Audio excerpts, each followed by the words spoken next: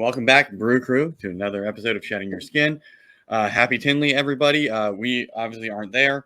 Actually, it's the week before, so this is pre-record. So I hope to see you in the chat. Anyway, my guest for this week is the one, the only, Mr. Jon Fealy.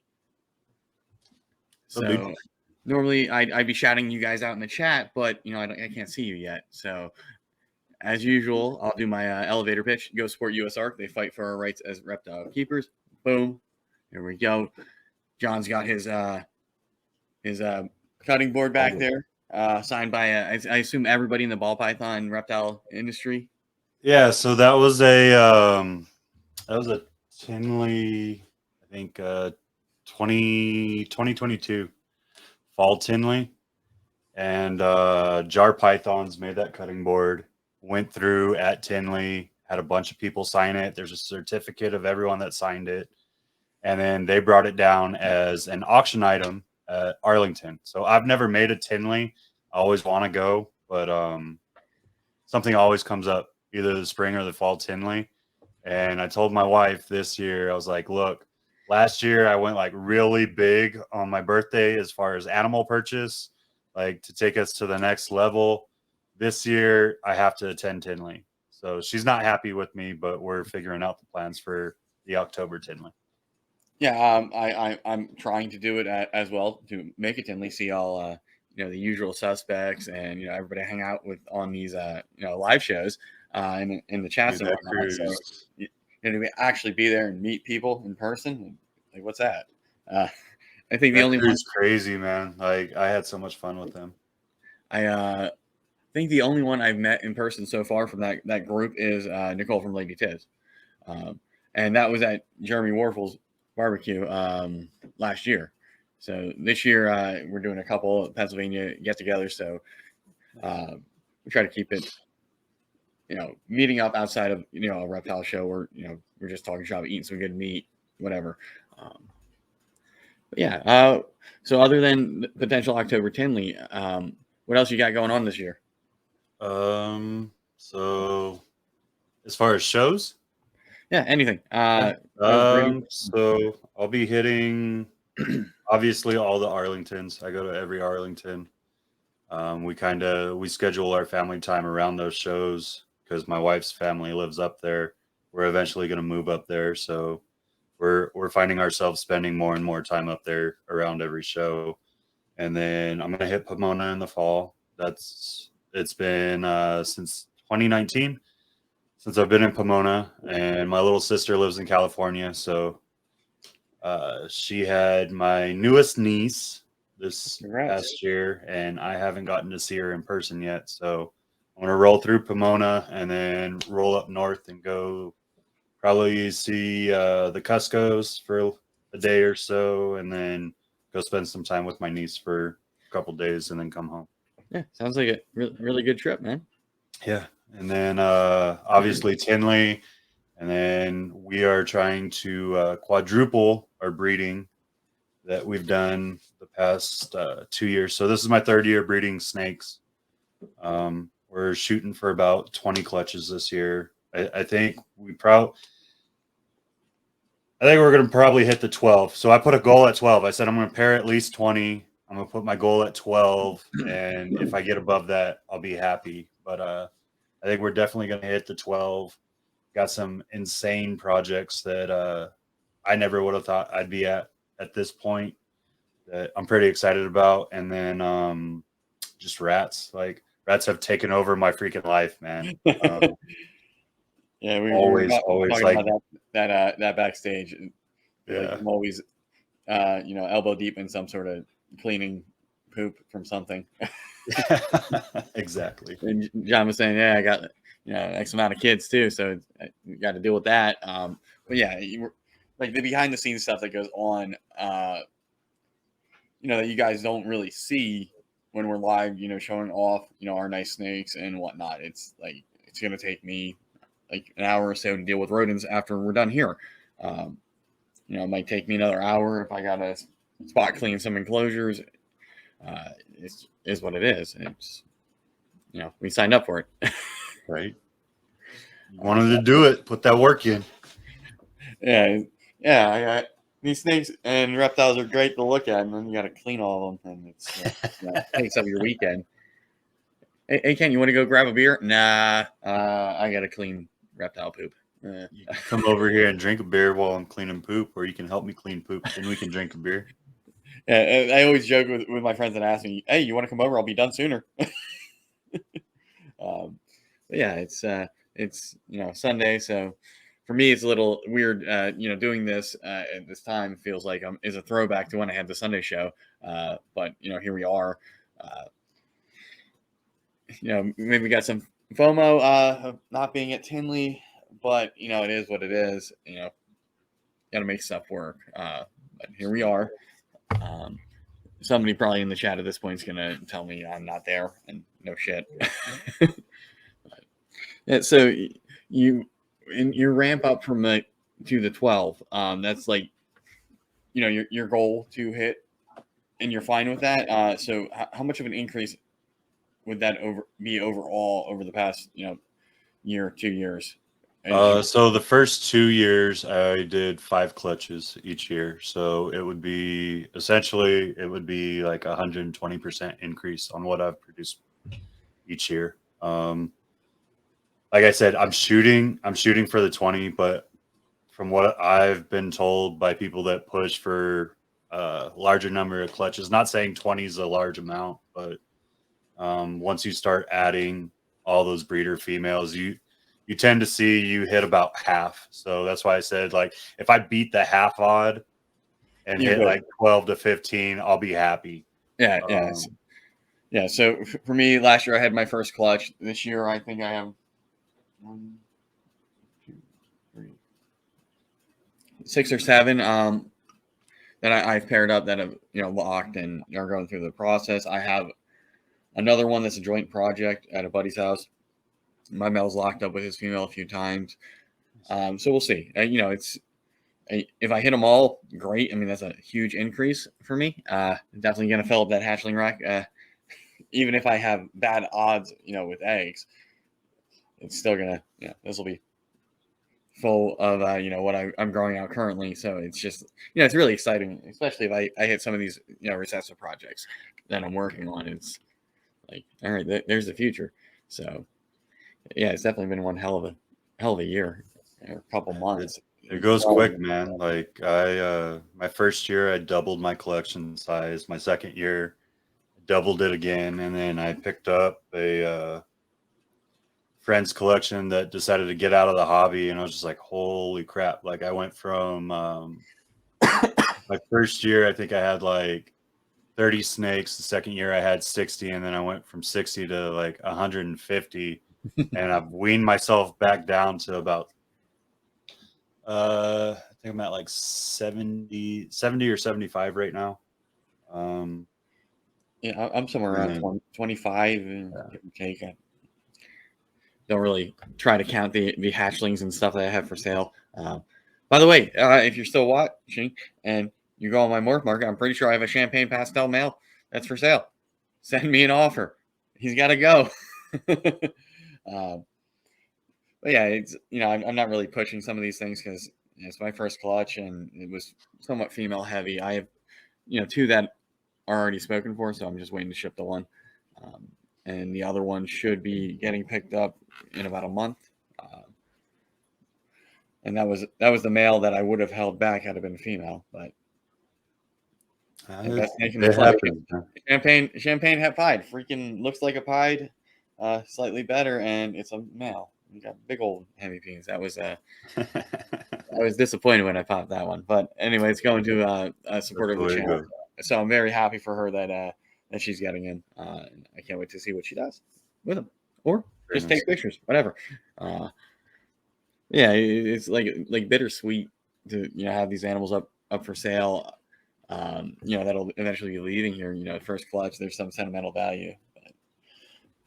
So speaking, it's one of the nice things about being small too, man, is like when you decide it's time to finally release them to their new homes, it's so much easier. Like everyone that wants to do this full time or even take it to a more serious hobby, you obviously have to scale up, right? And then when you do that, you don't realize, well, you're still going to hit those normals. You're still going to hit like those single gene odds, even though you're putting a freaking 4 gene to a 4 gene. And it's like, man, did not get the odds on that. Well, here you go. Local pet store, like a kid that wants their first snake, but doesn't really have the money. Yep. So you're like, here, just take this snake. But that's the fun of it, man. Definitely put more thought into what I'm bringing in and what I'm pairing. So I don't want to hit any normals. Any normal snake I produce will be at least a single gene, het for something. So it's, breeding ALS and supers and recessives and just making sure that, even if I have a bad, odds clutch, everything's going to be yellow belly. Everything's going to be pastel. Everything's going to be, something. So it's sort of this buying with intention and not being like I was 2 years ago, just buying everything that was a freaking ball python. It's like, I need that. And, I'm stuck with some, single gene going on females, and luckily they were females, so at least I did that part right. But it's like I'm just happy they work with the recessives that I've gotten into. So cinnamon and black pastel gonna work great with ultramel. So I sort of lucked out in you're one of those being bad when I was month phase. No, I'm just playing. But I mean, there's just I love playing into that stereotype, dude. I love playing into that stereotype, but I think they're both beautiful animals. I really do. I've always preferred the dark tones, like we were kind of talking about last night on my podcast. Is like if you see my pictures, it's my picture because you'll see the vignette come in, and like there's. I don't want to say like I have a dark soul or anything. Like I'm wearing bright colors. I have a very happy personality most of the time, but like there's something about putting the focus on like just that one animal on my pictures that I really appreciate, or like I like having dark backgrounds because I think it makes the animals pop more. And I've definitely started using the light box, the photo box with the foil and lighting on top. And that certainly helped me take better pictures of my animals. And, when you're dealing with something that's darker, you can change the background in there. You can change the settings on your camera to sort of make it look like how you're seeing it. So I definitely tinker. I've watched Ryan Cusko's, video about how to use your freaking camera and setting it all up manually. And I sent him a message a while back. I got the camera, but I can't record video. And then I think he typed LOL. It's like, oh, thanks. You're helpful. I'll go watch your video again. Peter McKinnon, man. Just subscribe to Peter McKinnon. And so that's what really got me. So like talking to Brittany, talking to Brian, there's a couple others in the industry now that have just come in over the last couple of years. They take amazing photography shots. Christian Lujan from El Paso, Texas Kid Reptiles. Okay. Yep. Freaking takes phenomenal photography, dude.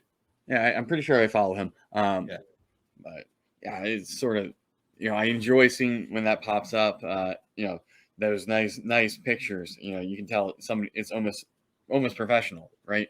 It's not like here's me taking my iPhone. Okay, post. It's done with intention and it's visually appealing. And I think a lot of us will rather just post something than take the time to make sure it looks really good. Well, I think that's part of it, dude. Like we as humans, we're just lazy, right? But the phones the phones nowadays, they have multiple stabilizers in them already. So you can take really good photos with them, but it's the people that take the time to make sure, hey, am I actually casting shadows, or do I have the lighting too bright? Do I have it too dark? Am I really pulling out the true colors? Am I changing the isolation that's coming in from this photo to really capture the color of the animal, or like what you're putting in the background? Am I branding in this? Like, do you make all your pictures look somewhat the same so that when someone scrolls over it. Like, how many of us freaking scroll through Instagram or Facebook or TikTok or whatever it is? You know what I mean? Mhm. And like, there's some people that they're amazing at this. You know, it's their picture or their video or whatever by the way it looks, whether you're just scrolling or you're actually taking the time to look, because they've set up that brand and they only shoot that. And I've played with a lot of them, man. Like when the hand in front of the rack thing was big and popular because of Miguel, I did that for a little bit. I did it in front of PVC enclosures. I did it in front of professional racks. A year ago, I ran red felt. And then I realized the red felt was causing me to take some of the lighter snakes and it would offset their color because of the light coming off of the red. It would change the color of my snakes and I didn't like it. So we took that out. But red's one of my brand colors. So I was freaking running red on everything, right? So if you saw red, I was trying to like pound it into your head. Hey, you're thinking Fealy's clutch. But it's just little tricks, man. Like marketing 101. Yeah, and something I used to do back when everybody was stealing everybody's photos is put the watermark, and I've been reluctant to do that lately because I'm lazy. It's just easier to take the picture and upload it rather than open a new app, put the logo on, and make sure it's the right size. And though I think I probably have some stickers lying around that I can just throw in the light box and sort of save me a step. Did the clings, man. You take a window cling, you just put a tiny little bit of water on the back and you slide it and place it and sit there perfect. Yeah, I was speaking of branding, before I got this, I was thinking about getting a banner, but apparently even if I get a banner, you're not going to see it because it's going to be covered up by racking. There's my sticker board behind me. You can see the top row. I have to move that or figure out how to get it, in the background. But at the same time, I don't want to be like, Brian Rivera, just my logo and stickers everywhere, and use that as the background while I'm live in front of that same background. But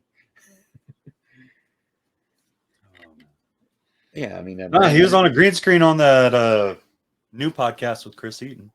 He threw a green screen up. I was told I should watch that because it's gonna be funny. It was three grown men arguing with each other over three facts. It was pretty entertaining. I went on I did a rat delivery and picked up rat food the same day, and that's what I listened to on the trip there and back.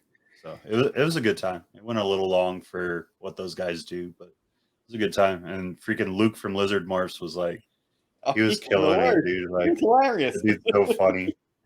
He's so funny, man. He was on Hair Down the other week when everybody was talking about racks versus vivariums and whatnot, and Antoine getting banished from Instagram for like 5 minutes.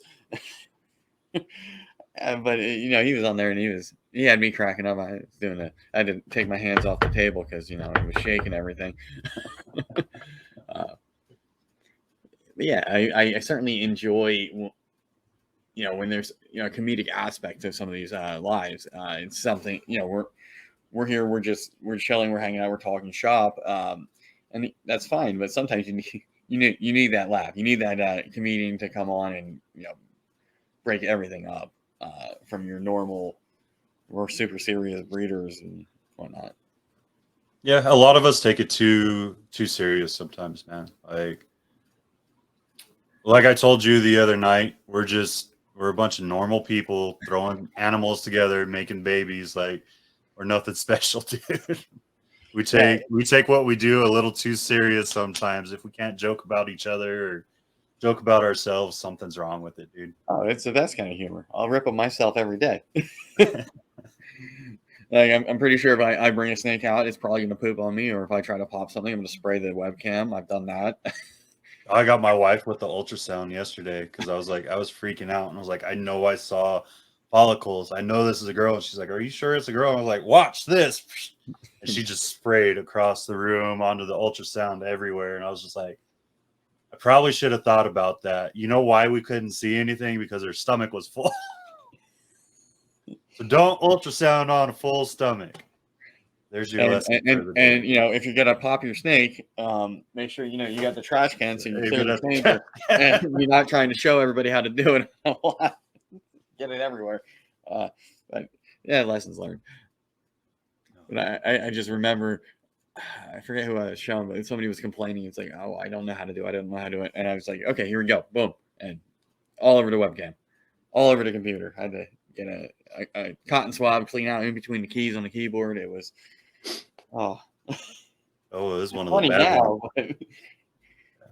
Or, you showed off that nice new snake and it's going to pee everywhere or something. It's like, oh, man. I mean, it's funny for like a short or something like that if you want to, take that screenshot of that live. So whatever. I'll make fun of myself a few times. So, with your 12 collections that you're planning on hitting this year, what is your I don't know, your goal to hit as far as pairings go? Like, what's that?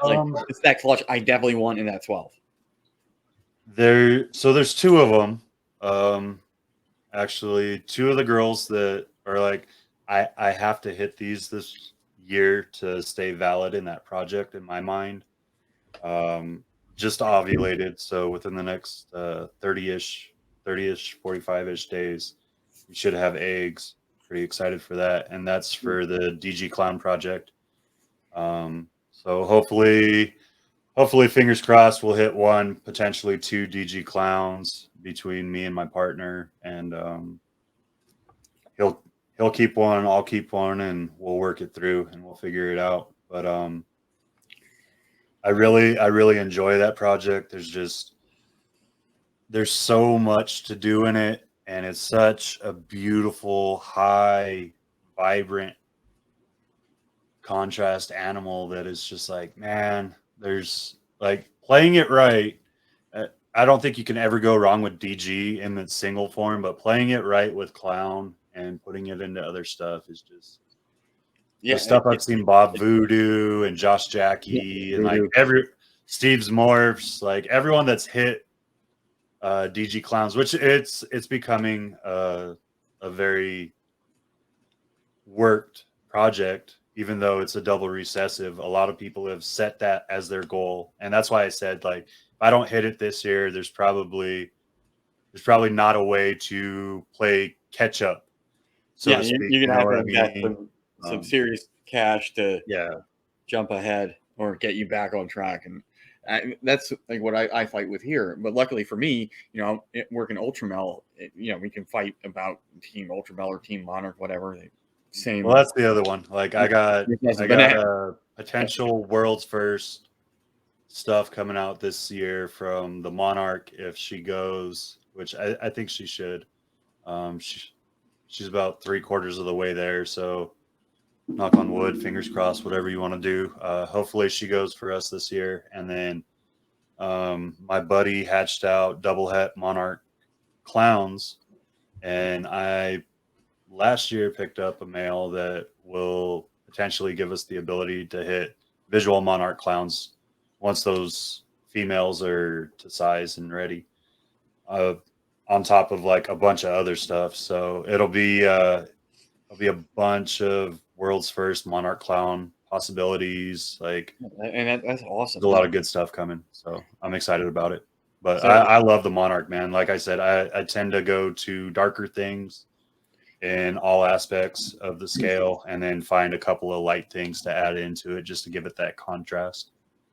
Yeah, definitely finding, I don't want to use Monarch and Ultramel interchangeably, but to find something that's new, right? I mean, it's relatively untapped for both things. The price point for Monarch is, prohibitive for some people to get into that project specifically, but to find that, do I make a bongo Ultramel pied? Or, what can I add in? What are these little pieces that I can add in where it's going to put me ahead of, somebody that's just, I'm making clown pies. I'm making, something that's more mainstream that everybody's doing. I mean, everybody has clowns. Right.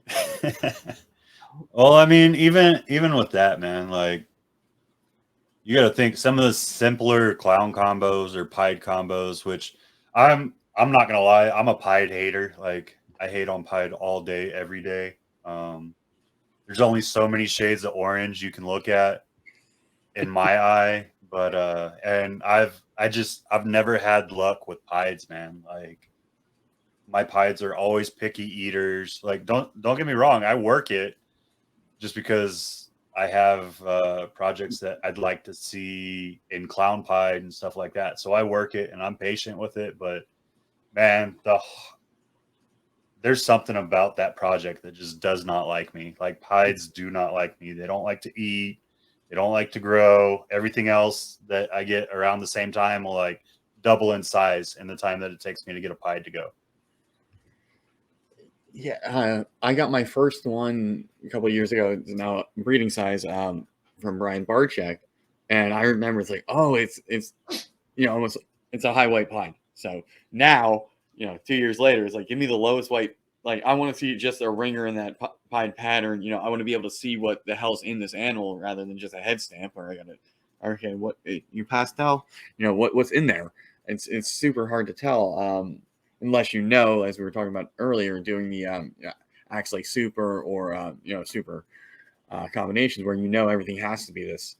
It takes some of the fun out, but at the same time, it's a little safer, right? You have a super pastel, everything's going to be pastel. You don't have to. Is that a normal? What? It's got some alien. It got some blushing. You know what I mean? Um, so that's why I now like low white. Oh, well, I'm the same way, man. I much more prefer the low white pieds if I have pied, and a lot of people don't think about it, and there's a lot of genetics that if you put it into pied, you only get like the head with pattern, or you get an all white snake like spot nose pied. And like when we were first coming in, you're like, spot nose would probably look really cool in pied, and you don't realize, and then you start talking to some of the older heads, and you realize it's an all The white head snake, and you're yeah. not gonna know, and it's just like, man, like you work these projects or you pick up animals, and you're like, well, I don't want to work that with pied now because I know what it's gonna do, and it's gonna ruin the ability to see everything else. But Yeah, but at a certain point, if you're holding it back and your intention is to further that project, it shouldn't matter. You can have an all white snake that this is it's a super pastel hypo whatever. It's gonna throw me something nice. I know what's in the genetics. I don't have to sell you a bell that is like, well, actually, there's pastel, there's leopard, there's all these other genes in here, but it still looks like a bell. So I don't have to convince you to buy this overpriced white snake. I can just have it here and breed it and produce, further a project along. I always laugh when I go to show, see a visual hypo blue-eyed leucistic. It's like $1,000. For all I know, it's a $400 snake. Yeah. Like, I didn't see you produce it. I didn't see what you've done in there. But at the same time, sometimes you just have to maybe make a stacked gene bell just because it's inevitable in a project. Like I have a super pastel and she butter ghost and female, and I have a super pastel leopard butter male. So if I want to get leopard into that with Enchi, I'm making bells that are super pastel, all going to be hypo. So it's sort of like I want to do that, but so I'm actually just hoping I hit a male that doesn't have the butter in it, and I just leopard pastel, and I can pair it down the line to avoid that situation of hitting that blue-eyed leucistic animal with where I gotta get a black light. It's like, okay, is that leopard? Yeah, it's hiding in there. heck yeah, man. I mean, like I was saying, there's so many, like the Dark Knight. Dark Knight's a great example. I love them. And very few people have really worked that project beyond just this regular version of Dark Knight. Like very simple combo. It's just a chocolate spot nose clown. Like, and it blew up chocolate when it first came out. A lot of people went after that het clown and then for chocolate clowns and stuff like that, right? But like that Dark Knight, just there's so much that you can do. And like Brian Carter from BC's Balls put Russo into it, and it made this amazing animal, right? And like, so I look at stuff like that, or like these simple combos that people are like probably not pursuing the way that they could. Like there's so much ability for contrast within that animal that we're really not playing into it as well as we could have. But I think a lot of people, man, they see that 4 or 5 gene animal, and we're always thinking about, okay, well, how am I going to top? How am I going to do better? Versus like sometimes you have to hone in on that one project. You know what I mean? Like Monarch, you'll see me put out Monarch stuff every year for the rest of my life, or at least until I can't pick up snakes anymore and I decide I can't breed anymore. You'll always see something Monarch being worked over here, because there's a palette there that I know can be represented in a different way than those golds and oranges, and like as babies they're super purple, they kind of brown out. So how do we maintain that? How do we influence that and pull out like these red hues that you can kind of see as babies, but it doesn't stick there? So how do we keep those dark tones and allow it to brighten as well? And like there's so much cool stuff with that project, man. Like I really, if I could be known for GHI and Monarch stuff, I would be completely happy. Like those are the two things that just make my mind wander constantly. Yeah, for me, I blame Billy for this, Team Ultramel over here. But I was watching and I see that recessive banana, as Jerome calls it, and I'm like, wow, okay, that's like banana but better. I got the purples, got the orange. That I like that, that color palette. And fortunately for me, Ryan Barczyk had one for sale, male pinstripe Ultramel. I'm like, all right, it's here. Now in hindsight, I should have bought a female visual. You did it smart, dude. Like I'll tell you this. Everyone thinks this, and like a lot of new people think this, and I understand. Like you want that visual female, right? But think about if you're trying to work a recessive project from the start, right? You're only going to be able to get your hands on one animal. You want to get that male because you could create all those heads.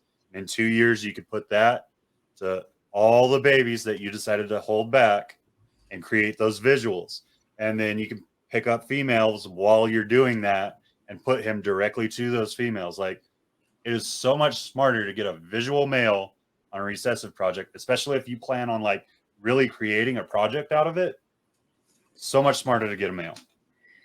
So what I wound up doing to set myself ahead at least a year is I bought a visual pied 100% het Ultramel girl.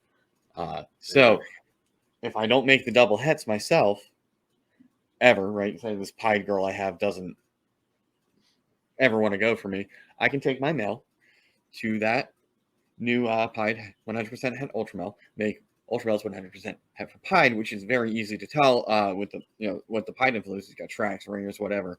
Right. And then I hit a male. Next year, I have the visual Ultramel 100% het for pied, and I make my odds even better for hitting that double visual. But I'm hoping I hit the double het pinstripe male in this clutch, hopefully towards the end of this year. That way I don't have to wait another year to get into that. I love your pinstripe, dude. I like pinstripe. Don't get me wrong. Like I'm all about pattern changing, but they're so powerful. Me and Mike said this on my podcast last night. Like for something that's not a super, it throws so strong. Like every clutch that I've had has been like 80-90% pin when I throw a pin into it.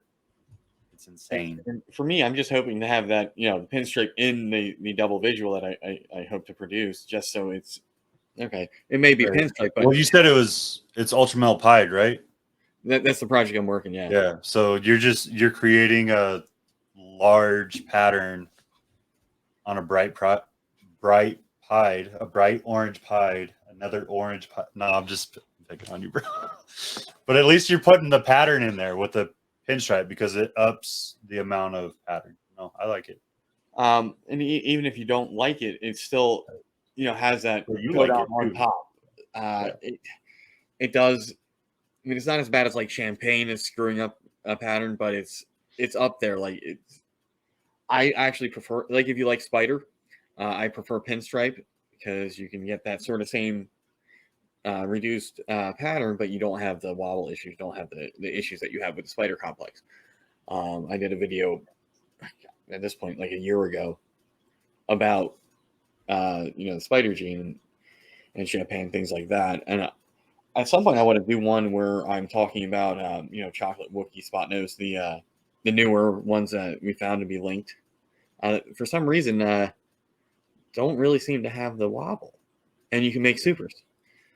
And you compare them to a spider and get the acts like super thing and not have as big of an issue as you do with Woma, Hidden Gene, Woma, Spider, Champagne. And am I forgetting one? I think I rambled off all of them. But all those old ones, you can't make a super because it's fatal. Right. No, I think you hit the majority of that complex. My buddy actually just proved another one within that complex. They're calling it the Shadow. So Southern Star Reptiles. So Jack and Heidi, they called it the Shadow Project, and they're just now releasing it. And they originally saw it pop out of their chocolate line, if I remember correctly. And they thought, well, it doesn't look like a super chocolate, but it's really close, so let's follow it. So they ran it with chocolate. They proved that it's not Wookiee. It's within the same allelic thing. They're starting to push it out now, figuring it out. I don't know exactly what it is. They haven't, like, obviously they're the only ones with it right now, except for like maybe one or two people that they've sold to so far.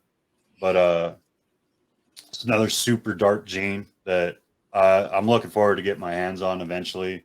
Like, it's with the limited amount of room that I have right now. Like I've maxed out where I can do for adults and grow ups. I have room for 3 more hatchling racks, like the little 18 hatchling racks from Sea Serpents that I can put up. That's what I have over here. Yeah. And that's about it. This room will be completely maxed out and I can't do anything else. But and we were talking about it, but it's a gorgeous animal. They've tried to put it with supers. They do have I believe they have proved out a super shadow. They have proved out that it's not chocolate, it's not Wookiee. So it's going to be interesting to see how that project turns out too, because I'm really liking what I'm seeing with their stuff. Yeah, and it's super exciting, to be in that situation where you have something pop up in your collection. It's like, oh, okay, I'm going to work that, and you want to keep it, close to the vest, so you're not, you might don't sell it to that animal to like Bob Vu or somebody that can jump ahead of you in your own damn project. So, man, that's just a goal in particular, man. Like if I can even get someone interested, like Bob or Justin or Brian Carter, or even my mentor Earl, like if I could get someone like that to say, hey, I want that animal. I don't care what the price is. Like, that animal's coming home. I'm buying it out of the egg. I'll be happy, dude. Like, I'll be super happy. I'm not saying I'll sell it to him, but that would just like, hey, I know at that point, okay, I did the right thing. You know what I mean? But should be a good time, man. Like, hey, man, I'm excited for it. I know it'll come. I feel like that, like, 2, 3, 4, 5 years from now, where I'm producing more stuff, getting into double visuals and when everybody else is working recessive heavy, to like sell somebody that I look up to, a freaking snake, is gonna be like to sell Antoine an ultramel pie and something or other. That would be, it's like, gotcha, coach. Told you I was gonna hit it. I forget what the hell I told him I was trying to work for like 5 years from now. He's like, you hit it, I'm buying it. I'm like, oh, it means I got to hit more than one. if it's for sale. And that's something that I'm gonna wrestle with, right? So I produce, the all gene ultramel pinstripe hide, right? I can sell that or keep it. Right. It's a $5,000, give or take, and it's like somebody will buy it, but I know if it's a male, it's staying. If it's a female, like it's staying. Who am I kidding? Any of this stuff that I'm producing, ultramel wise, it's not leaving, or it's going somewhere where I know where it is, and they're not going to compete with me on that project. It's like, but that I just see that dollar sign for hitting that animal. It's like I can't sell it. I got to keep it. You got to look to like, how are you gonna best move that project forward? So like if it's a female, obviously, even if you get it to someone that is working that project and is heavy in that project already, like if it's a female, it's going to take them at least 2 years to get that female to breed, give or take, right? So a lot of people will tend when they hit that double, they'll keep a male. And then after they hit a couple, okay, well, let me have my main male, my backup male, and then I can release these, right? But they wait for a little while and they release the females that they're going to release. That way people are already growing that, and the how do I want to put this? The excitement for that project being released isn't gone, but it's dwindled down. They're like, okay, he's already let some stuff out, so he's not hoarding it all. And then you release males like little by little, like throw the fish net out there and see who wants it.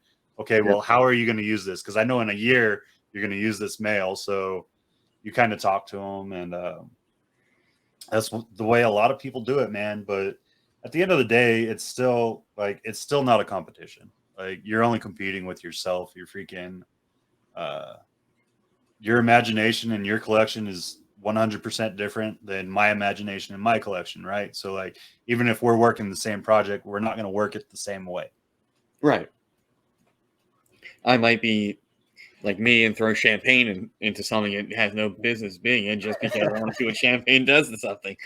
I mean, I hit it. My first clutch was champagne heavy. I had four. Four of them had champagne in some iteration, and I hit one pastel. That's a het for pied. It's probable het for pied, but you can see that it's got railroad tracks in the ringer. So I'm gonna say she is. But so champagne heavy.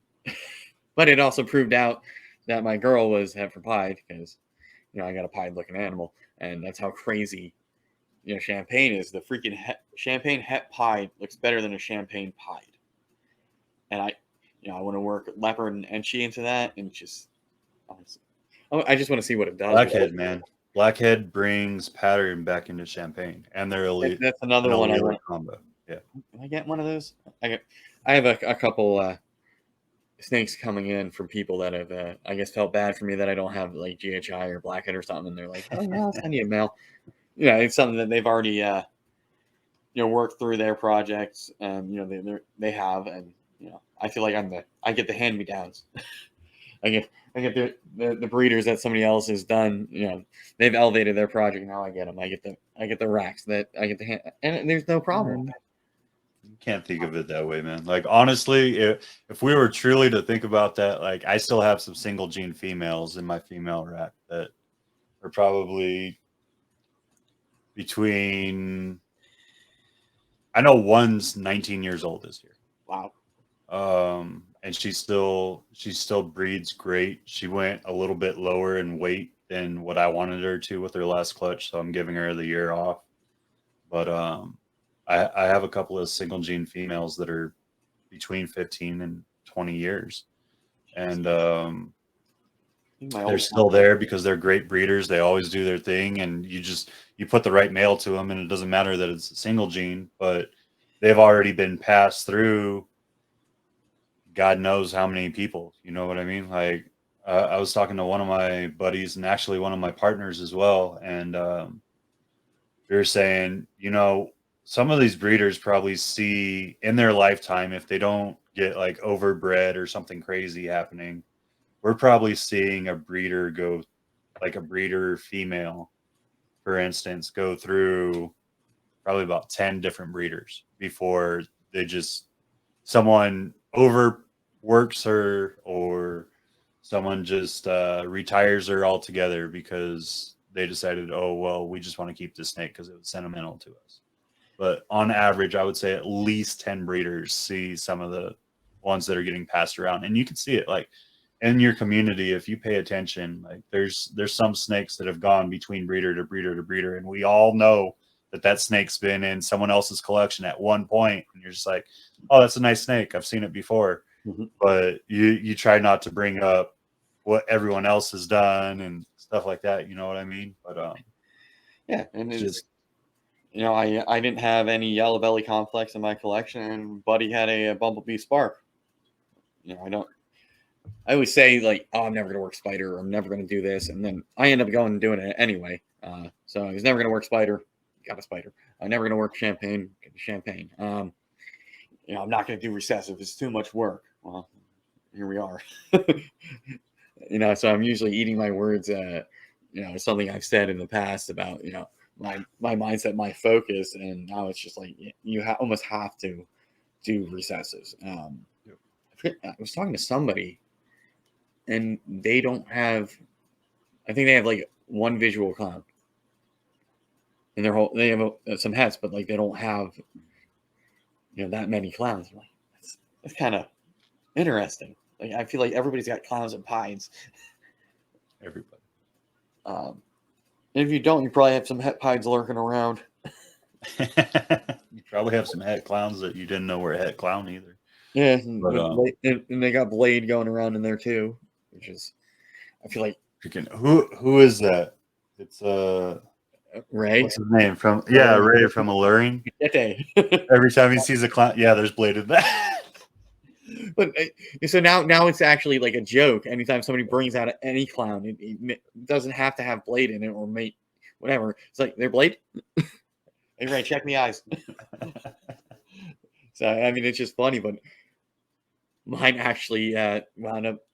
It's probably going to prove out to be Blade. Just looking at the pattern, since there's no Enchi, or it's just a really, really, really nice reduced clown. Unfortunately, he's not here. He's out getting paired to a super Enchi albino girl. There you go. So everything's going to be Enchi double heads. Nothing wrong with that, man. And if there's Blade in there, I assume that the Enchi pattern is going to be really, really reduced, I think. And then probably get really, really hard to tell if he produces I think you're gonna hit more of a copper tone. So like Enchi towards the bottom, even with the het clown or visual clown, right? You have that kind of orange hue. I think that orange hue's with Blade, because Blade kind of throws in like some dark orange tones. I think you're gonna hit more of a coppery tone. Yeah, I'm just speculation. What he I mean, I'm sure it's out there. There's probably references somewhere where you can go off of, but I would assume that comes out kind of coppery. Yeah, I'm just interested. Interested. Everything's going to be Enchi, so you know, when he's going to pair to make the double visual, he's got a chance to hit the super Enchi. So if he hits two Blades, I'm just really curious to see what in the hell the super Enchi super Blade albino clown looks like. And there's a possibility that, you know, he's a het for Orange Ghost. So there you go. That we probably wouldn't see proved out in that project, just because you're not going to see an albino. But I should know whether or not they are possibly het if when he gets paired to my Orange Dream possible double het. So fingers crossed that I hit a Oni clown hypo, and I'll do a backflip next year. Sort of back ended into that project. It was a good deal. Bought it from a buddy. So he lost, I think, his breeder male. So like, I'm keeping that line going. So I'm hoping, you know, that probably would be the only time, you know, if I hit more than one double visual, I'll let somebody have it, because they got me into the project. They hit a roadblock and a speed bump, and, you know, get them back on track. That's the way you got to do it, man. I wholeheartedly believe that, like, if someone's there for you and they help rise you up, that you reach down and you pull them up with you, and then you continue to do that to each other, so you both grow up the ladder. It's just a mentality that I think a lot of people forget about, man, and it's unfortunate. Like I'm not saying there's not those people that, hey, sometimes you just got to let go of, because there definitely are. Like some people will choose, instead of trying to come up with you, even when you're reaching out a hand, to try to pull you down instead. And sometimes you got to cut that slack line, that sling load. But yeah, man, the people that really want it and the people that push around, like I think I wholeheartedly believe, like if you get ahead, you try to pull them up, do your best, and then maybe you see them go up above you for a little bit, and then they're supposed to pull you back up. And it's just, that's how you build empires together. Yeah, I feel like the group with Terrence Keys, Malaysia from Wiz Constrictors, the usual suspects. You know, you see us on Hair Down Fridays. We're it's like a healthy competition. Like it's like, you know, we're always not trying to one up each other, but it's sort of like motivating each other to be better than we were yesterday, be better than we were last year, just moving forward. And sort of like, it's really cool. Like it's a weird dynamic we have in the group chat. Everybody says good morning to each other. It's like, oh, it's 5:30 a.m. Terrence is going to work.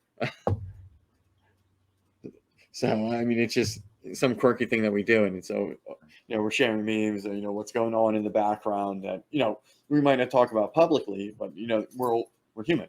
I mean, there's stuff going on. You know, sometimes your 9 to 5 sucks. Sometimes you know you got to vent about something, and you know you just need that escape, that group, and you know sometimes somebody in that group has dealt with the same crappy work week that you just dealt with. So it's like, okay, we're you know, we breed snakes, and we both had a crappy work week, and it's Friday, thank God. Okay. Oh, I feel it, man. I definitely feel that. Like there's been a lot of groups that I've been, I don't want to say a part of, like I lone wolf it a lot up until recently, but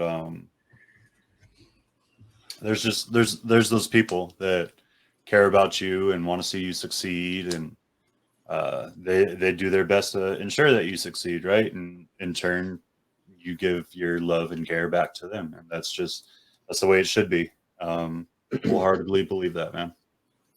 Yeah, and in the past 2 years, 3 years, I've been on the social media thing a while now, but I've made so many new friends and you know new relationships of people that live right down the road. John from 121 Mutations lives in freaking Hellertown. I could drive over and say hi to him today. I did not know that until yesterday, that he was that close to me in Hellertown. That's you know, a 15-minute drive. So it's been really cool to be able to, you know, meet some of these people in person, become friends with them. When I would normally just be walking past their table, and if they had a nice animal at a show, maybe I say hi and buy something from them. But now I talk to them, I'm buying snakes from them, and I'm losing my voice because I've been doing these freaking lives for like, it feels like a day now. You're good, bro. But hopefully, all y'all at Tinley. Don't stress it out. You could totally make this and twist this any way you want and make it crazy, and it's the joy of a pre-record. Yeah. I mean, I can edit John out. We just hear his voice, or make him floating beard guy. I don't know. Hopefully, I don't really have to edit too much. Aside from like the beginning when we're just awkwardly there before the intro comes on. I still, maybe I'll edit this part out where I'm petting my dog, who always knows that I'm doing a live, right? Boop the snoot. Yeah, we're hitting that 1 hour mark. So I don't want to keep. I don't think we went into any question. That's what I said. Unscripted. We're just gonna talk. I love it, dude. And I feel like we wanted to talk about rodent breeding. We just talked about like food, and that was it. For like about whatever you want to talk about, man. A couple minutes. But no, I want to. You got plenty of time. Like, if you're trying to get certain things out, just let it out, man. I got time. It's a lazy Sunday. Yeah, and you know, I forgot that today was daylight savings time, so my time got a little screwed up earlier. So I didn't even get to go herping this morning, man. Man, that stinks. I've always been in the desert. Like I've been around Atrox my entire life, essentially, except for when I lived in New England for a year, and then even up there we had timbers and stuff like that. So Yeah, I we mean, have. I've always had rattlesnakes around me. Yeah, and that's something we look for here. We have copperheads and timbers. We also have the Massasauga, which is a pygmy rattlesnake. It's like yay big. That's found in like one county in Pennsylvania. It's endangered, so you can't even look at it without getting a fine. But yeah, it's so always something to look forward to when we're herping, to actually see our native reptiles. We got milk snakes, we got king snake, like eastern hognoses. Like there's certain things like on my list for I want to see this animal in the wild. And it's been 20 years of keeping and flipping tin and whatnot, and I've never seen an eastern hognose. Really? Never. I've only seen one in the wild, to be honest. I haven't been herping for too long. I've been doing it for like the last 3 years, give or take, religiously. Like when it's warm outside, like right now is right when all the rattlesnakes are coming out of their dens. So we go out there religiously this time of year, and then here in about a week or two, we'll start getting like that spring rain, and they'll all be moving everywhere. So it's going to be a great time to capture. And it's, for some of the species out here, it's the only time you'll ever see them outside of their dens. Like if you miss this 2-week window, you will never see them the rest of the year. And so we're going to hit that eventually. Even if I have to do it without my buddy, I'm going to have to go up there and do it just so I can get some video, get some footage, and like just enjoy what I enjoy doing. Like my favorite part's being out in nature, man. Like I love having all of these here in my house and doing what I do, but like being out in nature and seeing them in the wild and like really watching their demeanor out there is just it's another thing. Like I feel like it brings you back to one, and it helps ground you and like reminds you how good you really have it. You know what I mean? Like we argue all the time and we do stupid stuff in this community, and we have to fight because of it, right? Like we have to support US art because of all this stuff that we do to ourselves. And sometimes just going out and taking that weekend of herping or whatever is just that grounding effect that calms you and makes you realize, man, like you think 5, 10 years ago, 20 years ago, 30 years ago, for some of these people, they like when they first started, they never thought they were going to hold that many animals. They never thought they were going to work that many species or even build to the level that they're at. But the fascination of these animals always gets us. And sometimes just taking that time in the wild, Yeah, I feel like grounds us and brings us back. For me, like I can't even go hiking anymore like a normal human. Oh, there's some plywood over there, or there's some tin. Let me see what's under there. Oh, there's a big flat rock. The sunny out. What's under there? Sometimes it's a northern water snake and get bit because they stink. But it's just not that I enjoy getting bit, but there's just something about flipping some tin and finding a snake in the wild, and it's just like, oh, okay, I ticked you off, but we're gotta get some hooks and tongs, man. Yeah, you gotta get some hooks and tongs. Yep. Unfortunately for me, I broke a golf club, and so I made one. It's hidden back there, and I can't reach it. But I got this stupid one, and I got to clean. I mean, for most of the stuff up in Pennsylvania, you wouldn't need anything much longer than that, anyways. But no, I don't have the ones where I can grab grabbers. Yeah. So I need to. I was in Midwest tongs, I think. Anyway, at some point, I have to invest in proper stuff like that, and I can't use my broken 5-iron that I welded a cheapo snake hook into. So I got. I use a 7. One of the telescoping ones. I forget. I think Zoom in. Whatever. I went to pick up a snake with it, and the whole thing fell apart. So I just kept the end. So I welded that into the old golf club. Nice. So it works. I ground down the grip of a 7-iron that I wasn't going to use anymore. and I use that for a retic hook for a long time. And even when she's getting a little ornery now, like when I'm trying to get her out, if I feel like I need to try to double hook her, I'll use that ground down 7-iron and then my snake hook, and I'll just work her out little by little. And then I have a field hook that I use only for the field that I got from my buddy Brian from Amazing Feeders for You. Oh, yeah. Where it's collapsible. So it has a little pouch and it's collapsible. So I can take it on an airplane. I can do whatever I want with it. That's really cool. And that's what I use for herping. Yeah, I'm definitely. I think this year, I want to be more intentional. When I'm going out hiking, and I have garter snakes and like toads and whatever. Like I can walk outside and occasionally, something's on my porch. But I want to be more intentional with, I'm going up into, state game lands, Right. off season for hunting. You don't want to get, shot. Yeah, just wear a lot of orange. I look like a deer. Wear my bright orange. But there's some areas where, if it's hunting season, you kind of don't want to be anywhere close to that area. But it's still wild, and you're able to see some of these animals. So it's just you got to wear my blaze orange and hope I don't get hit with a crossbow bolt or something. I think it was opening day archery a couple of years ago. I was just walking and a bolt lands right next to me. Like, that's scary as hell. And I'm like, you can see me from space. That's how orange I am. Like, okay, we're leaving. That was scary. But that's when there's too many hunters in one area. And we didn't see it triggered off a movement, so they have no discipline because they're triggering strictly off of movement, and you're not supposed to shoot unless you have that clear shot and you verified age and all that good stuff. You want to hit a mature animal or whatever your laws are. I'm like, and this is like a cornfield, and like there's a path. We're in the path. Like, yeah, it was. Yeah, not going to that spot again. Yeah, that's a hunter that needs to have their license revoked.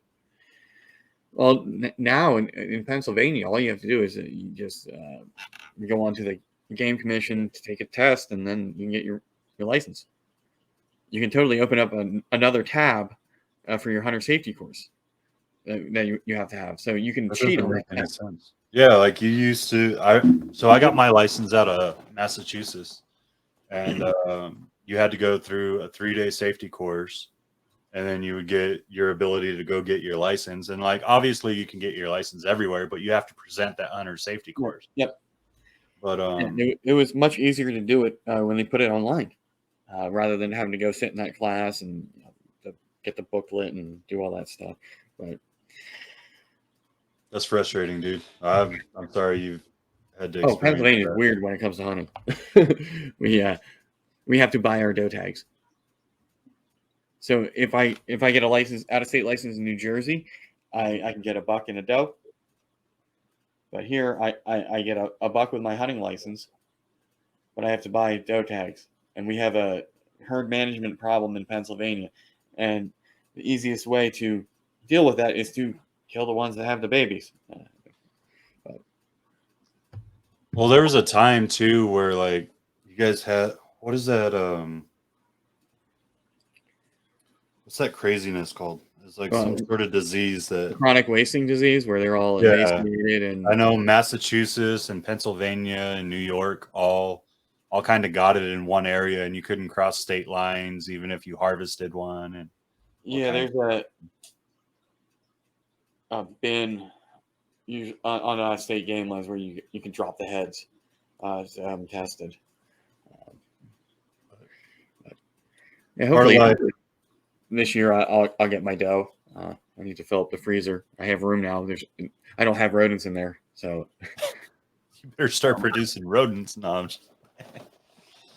I say that, and after we're done here, I have to go pretty much fill the freezer back up with them. But it is what it is. I'm going to have a couple months worth of food if need be. So if my whole rodent colony dies tomorrow, I still have food. There's a stopgap measure that I don't have to worry about not being able to feed my animals. So I do enjoy that. That peace of mind, where if, the world shuts down again, well, my snakes and my lizards, they all have food. You have a bunch of lizards? I have so behind me, out of frame, there's a bearded dragon, there's a blue-tongued skink, there's more bearded dragons, leopard geckos, crescent geckos, all sorts of crazy stuff. Got Russian tortoises that hopefully they'll breed this year, and I'll have captive bred, and they're already sold to a couple pet stores if I do produce. So that's kind of cool. That they're already. I don't have to worry about selling them. They're already sold. Somebody's gonna, I'll wholesale them and get that. They get to put that captive bred, because normally it's like farm raised and wild caught with a lot of these things. So it's nice. It'll be nice to have that captive bred tag on my Russian tortoises. Unfortunately, I have to do the whole different cooler incubator thing, because their incubation time is quite long, and the temperature is different from ball pythons.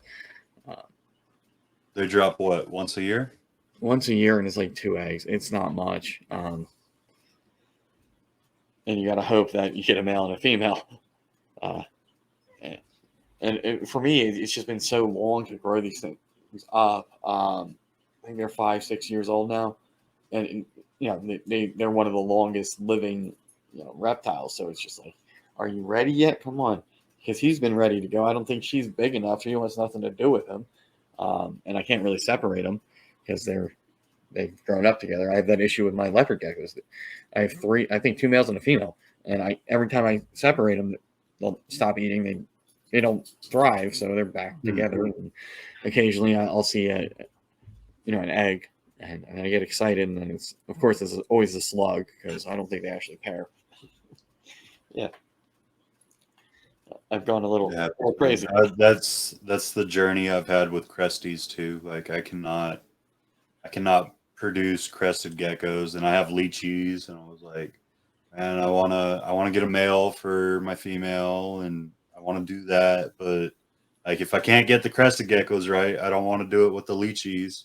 Right. And but I mean, the one thing I like about the New Caledonia stuff is room temperature. Yeah. You just have to make sure that the humidity is on point. Other than that, you can, you have a clutch of eggs, you can put them in a deli cup and set them on your TV stand and wait till they hatch out. You don't have to worry about putting them in the incubator. My issue is they mold. Like I lose all my eggs to mold for some reason, and even though I've cleaned that thing out completely, every time I put a substrate in and get it wet, I don't know if it's like the lay box. Maybe it's the substrate I have in the lay box that's causing a mold. But because there's times where she doesn't lay in the lay box, like she'll dig up in the reptichip, because I use a reptichip layer at the bottom to keep humidity up for them, and she'll dig in there and she'll lay her eggs in there, and I'll find them and put them in. And they'll get really close to hatch time, and they'll start swelling up, and then they just mold over, and I'm just like, oh. Yeah, I haven't had any luck with anything other than ball pythons. Aside from dubias and rats. So it's sort of, if I do hit something, if I do get a clutch and they're viable, then I'm happy. If not, oh well. Where I'm at right now, and I definitely do not want to deal with 40 bearded dragons. I initially thought I was going to breed them, and it's like, oh my god, there's so get many. A bunch of crickets and let them go wild. I just have a big old tote full of freaking bearded dragons that I can't sell because they're all going to look normal. Yeah, that's what we got too. We got one of the little the normal looking with the yellow dots down the back. But, yeah, I have I mean, recessive wise, they would be all packed, but yeah, they look normal. And one of the selling points in lizards is what they look like. A pet keeper doesn't care that this thing's got is a triple het. For some cool recessives, who cares? It looks like a normal that I can get at PetSmart. No, I feel you, man.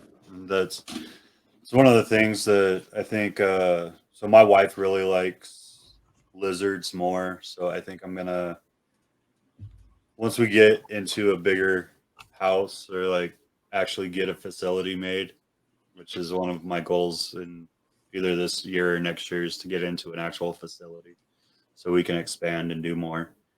Um, I think I'm gonna go into like smaller monitors, like tree monitors or something, and get into the Varanus. And because I've had a fascination with the blue tree monitors for forever, and I would love to work some of them. Maybe the greens and the blacks. Maybe some of the smaller terrestrial monitors. I don't want to go too crazy with those though, because it's just like the amount of care that it takes for a monitor and like taking care of their nails and like Yeah, their disposition and calming them down because all monitors are like super flighty and defensive. You got to work with them a long time. It's been almost a year and a half since I lost my Savannah, but that thing bit me once, and I think I'd rather take a rat bite. Yeah. Maybe. I don't know. Even my beardy, dude. Like I messed up one day and I hand fed my beardy a hornworm. Well, right when he went to bite, the hornworm turned around and wrapped around my thumb. So he got my thumb. He literally bit through my nail into my nail bed. And I was just like, oh, he's not letting go. Oh, this is going to be bad. And like I finally got him to let go. And the kids and the wife are just standing at me or like staring at me, standing there in like disbelief. And I was like, I can't believe he just bit me. Like I yelled the instant it happened. And like I realized what I did. And like I never put the blame on him. It was all me. I shouldn't have hand fed, but like usually the hornworms just stay out straight and we don't have an issue, right? And I've hand fed him lettuce. I've hand fed him everything since we've had him. Like I give him a bowl of stuff now, but like the bigger super worms and stuff like that, I'll still hand feed them because it's one of the things to get them used to us and make them come to us when we're up at his enclosure. That way people can really get to know him and get his disposition. But yeah, lizards are weird, man. Like you got to put a lot of time into it. Their bites suck. Their nails suck. But they're a lot of fun, man. Plenty of scars from being a tree. But yeah, when I got bit by the Savannah, I was being an idiot. I'm like, I'm hand feeding this thing. So now we have a food association with me, and he has a fear bite. So the initial bite, it wasn't awful, but that when he went into that fight or flight mode and clamped, I'm pretty sure you could hear me a couple blocks away. I dropped the loudest F-bomb, and I'm just, okay, how do I get this thing off? Because this hurts, and then my hand swelled up. It wasn't fun. But again, me being dumb, like if I handle my boa, right now, I probably smells like rodents in here, so I can't touch him. If I go to pick him up, he's gonna go into that defense mode, and then he's out, and we're fine. But the second I put him back, I'm home, back to that defense mode. So I hate him, but I will still work with him and get bit all the time by him, and I just won't show it on YouTube or Instagram, and because I'm not about that. Yeah, cool. We all get bit. And that's a hard thing to get through, man. Like a lot of people have been talking about it too, like the feedings, the bites, all of that. Like I understand it. I hate to see it. I understand it. Like it's an easy way to generate views. It's an easy way to do all kinds of things, man. Like I know I've talked to Derek a couple times. He stopped his live feedings. He showed me the numbers, man, and like I don't know. Like if I had started that route, even if I had people saying, "Hey, you got to stop," I don't know that I could have stopped. Like I've noticed people have growth that have done that, even through shorts or whatnot. And it's like, you know what? I see it almost every day. Like it's not right. Who cares? Yeah, but you got to think for like the average person that's scared to take the reptiles into their home, like they still want to see it, they want to experience it, and that's their way of seeing it. Like think about it when you were a kid, man. Like when you were watching a documentary on snakes, what's the part that you tuned into the most? It wasn't the mating, it wasn't the hunt, it was the actual eating of whatever they were after that entire documentary, which is, I don't know why, but we as humans have a fascination for stuff like that. And it's sad to say, but like at the end of the day, it is smarter to just leave all of it off of the internet. Don't like glorify it. Don't make it a thing where people want to see it, because it's just hurting us and it's creating a harder fight. It's making it more difficult to keep that species that we like to keep. Like, yes, I might have those moments where I mess up and I personally say, hey, I messed up working this animal. I read it. I didn't read it wrong. I knew what was going to happen. But instead of backing off and giving it some time and letting it go into a different mindset, I decided to pursue what I was trying to do. And that's why I took that bite. And I can talk about that, and I'll talk about bites all the time when they happen, but there's no need to like put it out there for the views, essentially. Yeah, I feel like if there's an educational point, like don't do what I just did because I wasn't thinking, or I totally saw the snake posturing, but I still wanted to take it out and handle it and work with it, and I got bit. So don't do what I just did. That type of thing. I feel if there's an educational aspect, it's okay. But if I'm just gonna open that tub or open that enclosure with my phone out, waiting for the thing to fly out at me, why? Well, I know some people like entice it too, and that's the wrong thing. Like you only catch what's on camera, right? And we can all create a whole perception on everything we do. Like just avoid the whole concept. And if people want to see that, well then, hey, be a salesman, teach them the right way, and get them a snake, or get them a monitor, or get them a lizard, or whatever they want to work with. Like I've taken them from crested geckos that were a little froggy because they didn't have a female, to bearded dragons, to ball pythons, to boas, to retics. I've been bit by a lot, learning how to work them and learning how to read them. I'm not saying I'm an expert by any means, but I've learned a lot from my years of working them. Yeah, I mean, it's just don't sensationalize it. Like, yep. It is what it is. It's a bite. It's 10 times better than getting bit by a cat or a dog. 100%. And there's a reason why I don't really have that much footage of me with this boa, is because I don't want to seem like I'm sensationalizing when I'm, sitting here on camera holding the damn thing up, spinning back and forth like Kevin McCurley to, get the thing to not fear me, that I'm not going to kill it or whatever. And it's just, it's a lot of effort to make content where it's actually positive, and it's not me cursing and being in the Matrix, having to dodge a snake that's posturing up at me. It's just, it happens. So I don't need to share that with you. People have heard me talk about this animal. He is feisty, he's cantankerous, but I get him out. Maybe we can have a nice interaction, and I let him back in. Most of the time, it's not a fun interaction for either of us. So it's sort of is what it is. Maybe one day we will have that positive bond, and he will constantly be posturing up at me every time I walk past the enclosure. I don't know how long you've had him, man, but like even with my retic, like she's over 10 feet now. I've had her since she was a baby, like probably almost straight out of the egg, because I got her from a pet store where I think the person that sent her to the pet store probably put one meal in her. Wow. And she didn't have a meal at the pet store before I brought her home. So I dealt with all of it. And I've had her for years. And she was super, super defensive. Even to this day, like her enclosure, she's a little defensive, right?